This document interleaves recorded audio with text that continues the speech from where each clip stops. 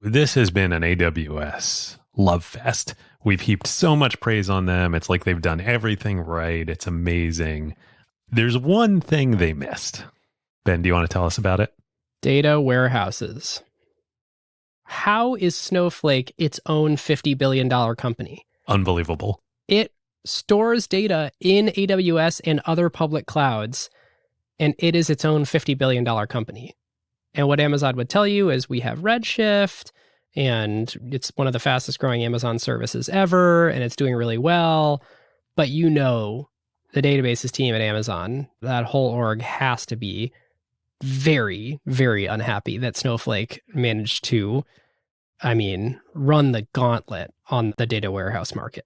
It's crazy that AWS did not do this. It's probably AWS's biggest failure. And the question is why?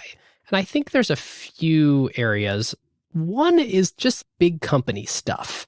I think before launching something, when you're at Amazon scale, and now that they are the trusted partner of all these IT departments, you've got these security things, operational things, SLA guarantees that they're fully committed to.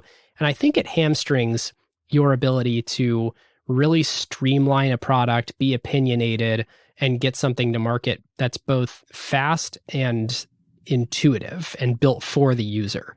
I think Redshift requires a lot of customization, whereas Snowflake is awesome for developers out of the box. And it's funny that the playbook that Snowflake ran is pretty similar to the playbook that AWS ran when they were just S3 and EC2 serving individual developers. So there's a little bit of like, they're a victim of their own success on this front. The other one is, Ben Thompson pointed this out in a piece that we'll link to in the show notes. It's right there in the name. They're fighting Oracle. They're fighting the last battle with Redshift. It's, hey, take your Oracle-style data warehouse and basically do that in the cloud, rather than lots and lots of Snowflake customers never would have become Oracle customers. It was a different customer segment with a different set of needs. It's just a fantastic product. And that's not really who Amazon was serving. And there's new leadership there now, and they're getting the house in order, and I think they recognize this, but this was a whiff. Yeah, big whiff. Probably not a whiff on the order of Microsoft and Google whiffing on cloud. Yes. Yeah. It's an order of magnitude or two smaller. So AWS, we're going to do analysis now, do grading. There's no way this isn't going to be a very high grade, but like if there's a black mark, this is it. The other thing where they're sort of a victim of their own success is, the Amazon 2-pizza team thing led them to launch all these different services. Rather than having a cohesive product strategy, AWS has kind of been alphabet soup. And I haven't logged into the AWS dashboard in a while, but it used to just be so overwhelming. So many amorphous logos that all kind of feel like the same thing, where it's hard to disambiguate between two things. And I think Amazon realizes this because their keynotes now seem to be much more about pitching these vertical solutions. Like, here's this thing for this industry. Here's a vertical solution. Here's case studies of other people in your industry, rather than first presenting you with, we have 476 services.